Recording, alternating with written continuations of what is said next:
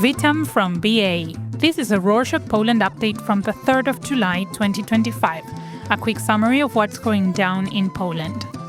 Kicking off this edition with domestic affairs, on Tuesday the 1st, Poland's Supreme Court confirmed that the 1st of June presidential election was valid and officially named Karol Nawrocki the winner, even though people filed nearly 55,000 complaints. The court found only 21 of the complaints at least partly fair, but they didn't change the result. Nawrocki from the Law and Justice Party won with just over 50% of the vote, narrowly beating Rafał Trzaskowski, Warsaw's mayor, who got over 49%. Nawrocki will step in on the 6th of August, taking over from the current President Duda.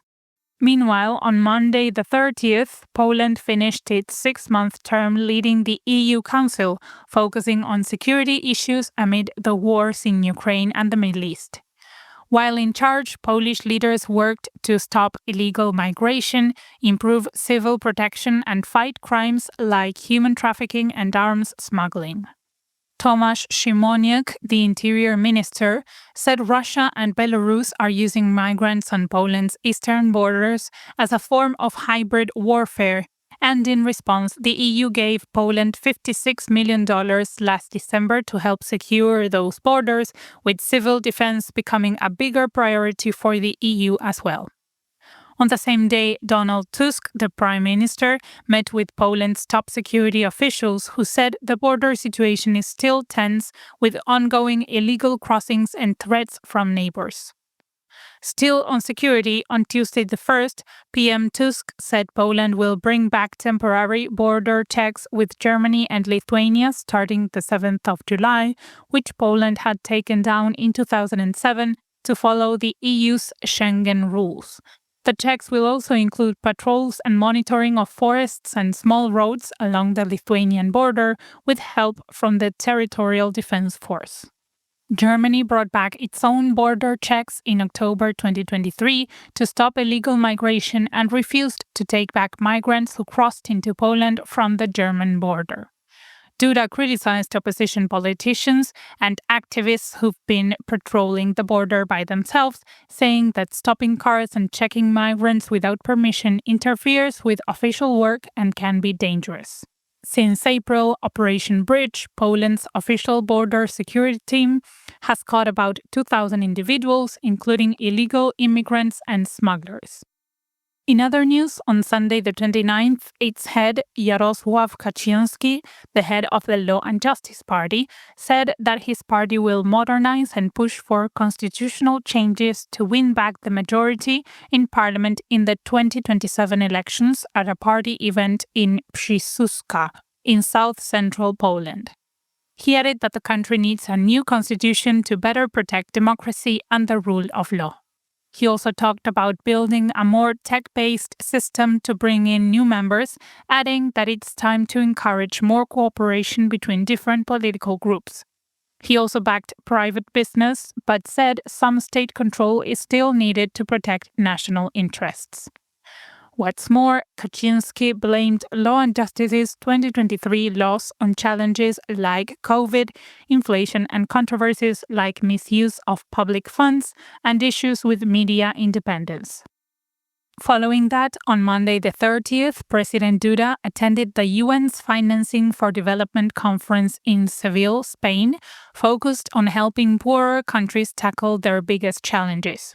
Speaking at the conference, he said the world is at a real turning point and urged countries to unite around goals like sustainable growth, fairness, and ending poverty. Duda added that the poorest countries are the hardest hit by climate change, even though they are the least responsible. He warned that the gap between rich and poor nations is growing, with education and healthcare still mainly for the wealthy, and stressed that ongoing wars make it crucial for countries to work together. He also said that funding development is key to building fair societies and highlighted that Poland is stepping up to help by sending more money and resources to poorer countries. Talking about Duda, on Saturday the 28th, Volodymyr Zelensky, Ukraine's president, surprised him with the Order of Freedom. Ukraine's highest award for someone from another country.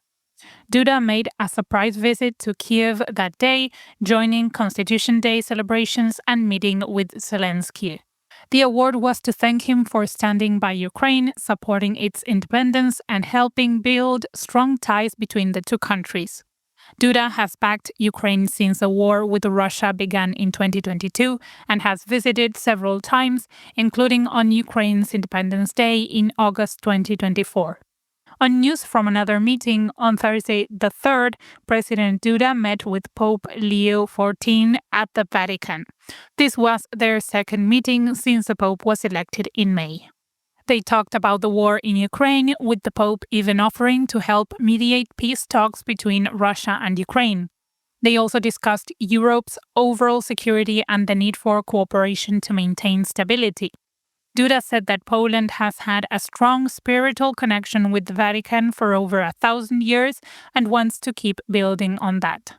After their private chat, Duda also met with the Vatican's top official, Cardinal Pietro Parolin, and laid a wreath at the tomb of St. John Paul II, the famous Polish Pope. Let's get back to the end of Poland's EU presidency for a minute, as on Tuesday the 1st, it wrapped it up with a big event at the World Expo in Osaka, Japan.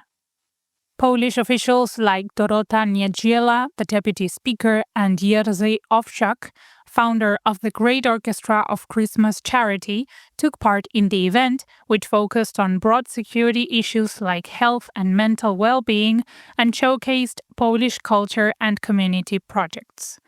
Remember that last week we talked about Poland going into space?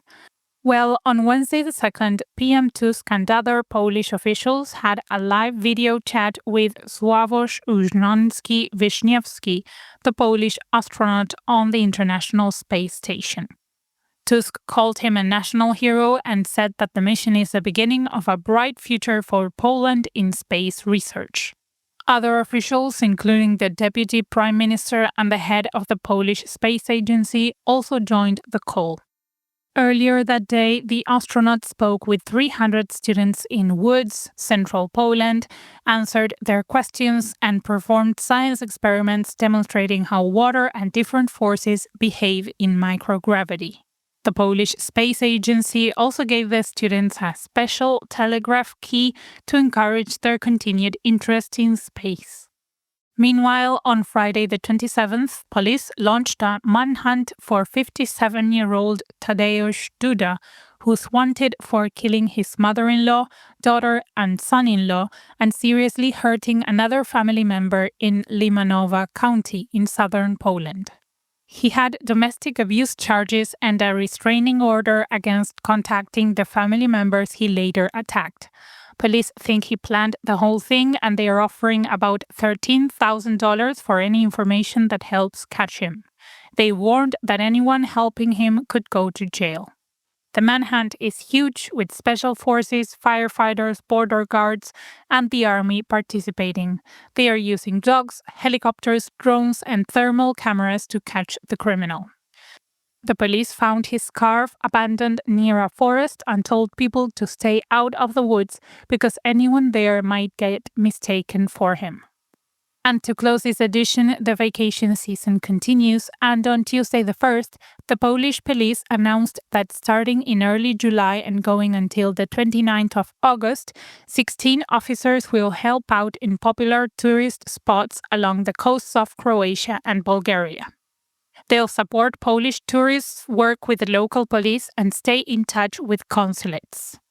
Their main job is to help keep people safe, sharing tips about things like water sports, snorkeling, and fire safety, and running information points with useful information. It's part of an ongoing partnership between the Polish police and their international counterparts. And that's it for this week. Thank you for joining us. Would you like to join the Rorschach team as the Ocean Update writer? Just send us an email at info@rorschach.com with Ocean Writer position in the subject and tell us why you would like to write these updates. Click on the link in the show notes to check out the job description. Do zobaczenia!